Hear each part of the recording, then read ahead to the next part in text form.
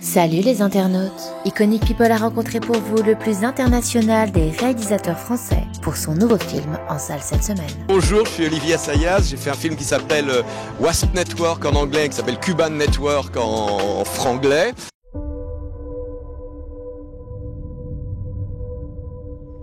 Mamá se va a quedar hoy con la niña para que podamos ir al cine. Tranquila, que yo estoy aquí a las 6. Ven, mi amor, un abrazo para papi, un abrazo para papi, un abrazo. Ay, la twins.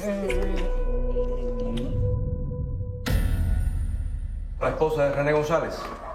Somos del Ministerio del Interior. Su marido ha traicionado. Se robó un avión, voló por debajo de nuestros radares y aterrizó en una base militar en Miami. Cuban Network, c'est un thriller haletant basé sur la véritable histoire d'un réseau d'espionnage cubain installé à Miami en pleine guerre froide. Detenerlos es infiltrar las organizaciones terroristas en Florida. Ya tenemos hombres en el terreno. Una red de espías cubanos en Miami.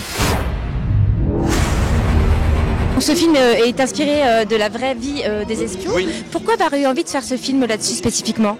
D'abord parce que, encore une fois, c'est sans vouloir remonter à Mathusalem, j'avais fait il y a une dizaine d'années un film autour du terroriste Carlos et ça m'avait vraiment passionné de faire un film autour de l'histoire contemporaine et de la façon dont des gens peuvent être emportés, emmenés, ballottés par l'histoire. Et c'est vrai que quand j'ai lu l'histoire des espions cubains à Miami, ça m'a passionné d'abord parce que c'est politiquement, on va dire, très ambigu, donc indécidable. C'est mal connu en plus. Et très mal connu, et j'ai trouvé qu'il y avait des personnages très forts, quoi. C'est-à-dire que comme toujours, quand les gens sont confrontés à l'histoire, les enjeux sont plus forts, les émotions sont plus fortes, c'est des choses qu'on identifie, qu'on reconnaît, parce qu'on les a vécues, mais on les a pas vécues avec cette force-là. Cuban Network, c'est donc un thriller politique d'une grande ambition, mais qui reste habité par le drame intime que vivent les protagonistes de l'histoire. Ça a été un peu une aventure, et je crois qu'il y a quelque chose de cette aventure un peu hors norme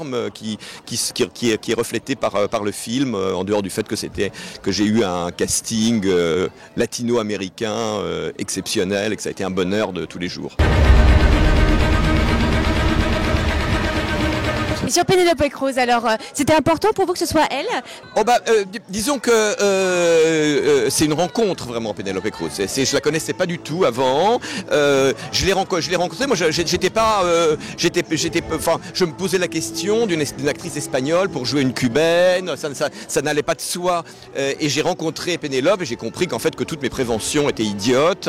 Qu'au contraire, que parce qu'elle était une actrice, le défi de jouer une cubaine la passionnait. Et c'était quelqu'un qui a été une alliée du début jusqu'à la fin, et je pense que c'est beaucoup grâce à elle que si ce film s'est fait. Olivier Assayas retrouve donc l'acteur Edgar Ramirez, césarisé, qui incarnait déjà Carlos, et à ses côtés le talentueux Gaël Garcia Bernal, acteur mexicain qu'on ne présente plus. Exercice de style plutôt réussi, d'autant que le réalisateur a réussi le tour de force de tourner son film à Cuba.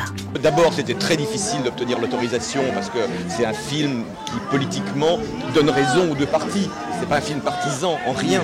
C'est un film où moi je regarde les choses d'un point de vue qui n'est pas pro-castriste en tout cas. Disons que donc de ce point de vue-là, ça n'a pas été facile d'obtenir l'autorisation de tourner à Cuba. En résumé, on se laisse volontiers embarquer par ce film d'espionnage, mais il faut rester attentif car les ressorts dramatico-politiques sont multiples. Il y a d'ailleurs un twist monumental au tiers du film, dont je ne vous dirai rien, évidemment. The hour of truth has arrived.